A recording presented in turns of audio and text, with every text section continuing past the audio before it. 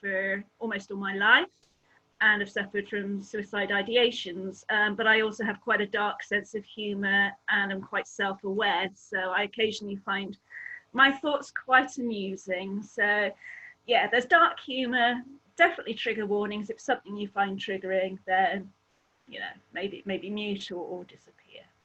I'll make a start. Impatient for Death, a love story. Chloe held her lover's face in her mind, a pale and beautiful face, kind and patient eyes of a blue so deep they were almost indigo. The face was not strictly male or female, but the finest of both. A soft mouth with rosebud lips that Chloe yearned to kiss, a square jaw and finely sculptured nose that never looked haughty. She held a knife in a trembling but determined hand. Fragrance from rose petals which floated lethargically on the warm water caressed her senses. The bathtub and sharp blade promised a beautiful death. Chloe tested the temperature with her toe. Perfect. Petals tickled her skin as she lowered herself into the bath. Eager turquoise veins presented themselves on her forearm. She rested the blade centimetres above her left wrist. Gentle fingers wrapped around her right hand, holding her back. Kiss me, Chloe begged. Tears blurred her vision. Not yet. Be patient, her lover replied. Chloe was 14 when her mother finally died. She'd watched the woman grow weaker, twisted by pain from doting parent to hollow shell, for 3 years before it happened. Chloe was at her mother's bedside when she drew her final breath. That was the first time she saw her lover, knelt beside the deathbed of a beloved but cancer-tortured parent. Her mother saw it too, dressed in the darkest black Chloe had ever seen, pale skin shining like moonlight in contrast. Soft lips moved as words were whispered too quietly for Chloe to hear. Then it happened. The mask of pain slipped. The mother's bright eyes shone with passionate desire. A desire shared by the lover by the nature of their kiss. A kiss so potent, her mother's body shuddered and went completely still. A kiss that remained vivid in Chloe's memory. The kiss she wanted from her lover, as they held her knife-wielding hand but denied her request, told her to be patient. When? Chloe no longer felt beautiful. Her face was creased with frustration. Tears of anger blotched her skin. Her nakedness was ugly, not perfect. When? She shouted. The hand withdrew from hers, and the knife tumbled into the water, slicing her thigh. She sucked air through her teeth.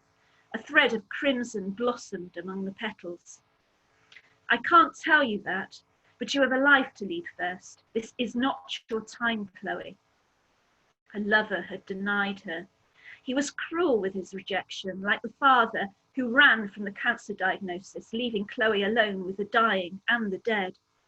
At that moment, Chloe mentally attached a male gender to death. The deep timbre of his voice as he disappointed her seemed to fit that arbitrary gender assignment.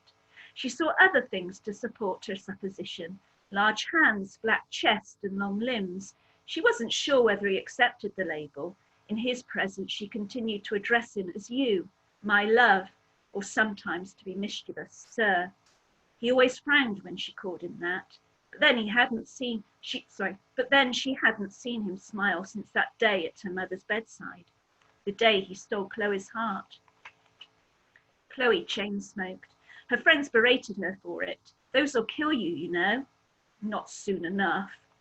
So she flirted with other drugs, but the empty eyes of junkies never held the same attraction for her. The only thing they loved was oblivion, and she was certain that wasn't what she was chasing.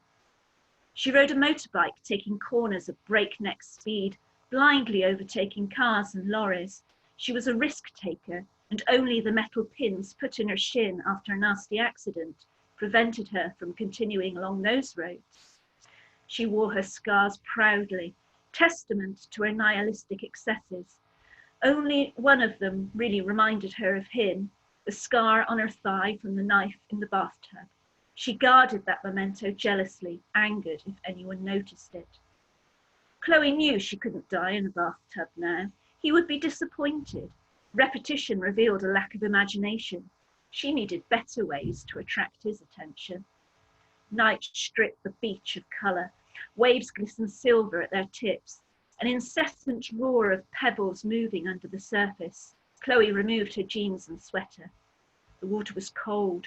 Ice stabbed her feet, but her skin numbed to the pain as she strode out, skating over loose stones, until her feet no longer touched ground. Her heart thumped, trying to keep going. The darkness swallowed her, but still he did not come. So cold. Ice water lapped at her toes, her blue skin shivered, and her teeth chattered so hard she thought they might shatter. He knelt beside her, a tear rolling down his moonlit cheek. He covered her with his cape and rubbed her skin dry. He had vanished before her teeth had stopped gnashing enough to speak. Another rejection that did nothing to dampen her ardour. Commuters raced along the asphalt, weaving like salmon into tight spaces to shave a minute off their journey. At 60 miles per hour or more, the impact should kill her instantly. He must come and give her the kiss this time. Red, black, silver, midnight blue, painted metal frames rushed past. The disturbed air ruffled her hair. Excitement made her skin tingle. The wait was almost over. She edged forward. A horn blared. She refused to be frightened away from her purpose. In the distance, red and blue lights flashed. It was now or never. She closed her eyes and ran. Metal tore open with an eardrum-splitting screech. Glass exploded. Chloe opened her eyes. A tsunami of vehicles piled onto each other. Some mounted the central barrier. Glass shards surrounded her feet and glinted on her clothes. Blood stained her dress, but not her blood. She ran from the scene in horror as sirens wailed. In the passenger seat of a crushed car, her lover kissed another. The roof tiles were slippery with water. Rain lashed down, punching her face. Shards of light split the sky from black clouds to trembling earth. Chloe lifted her arms towards heaven and yelled, "Kiss me now, you bastard!" He sat beside her, legs straddling the apex of the deep red roof. He stared at her face as she pushed wet hair from her eyes. Clothes clung to her skin. The lightning bolts moved further away. She blushed, feeling suddenly ashamed. "You always see me at my worst," she admitted. He nodded slowly, and her heart broke in two. "Yet I still love you. What does that say about your value?" "You're disappointed. Of course, all that potential, and you waste it chasing thunderclouds.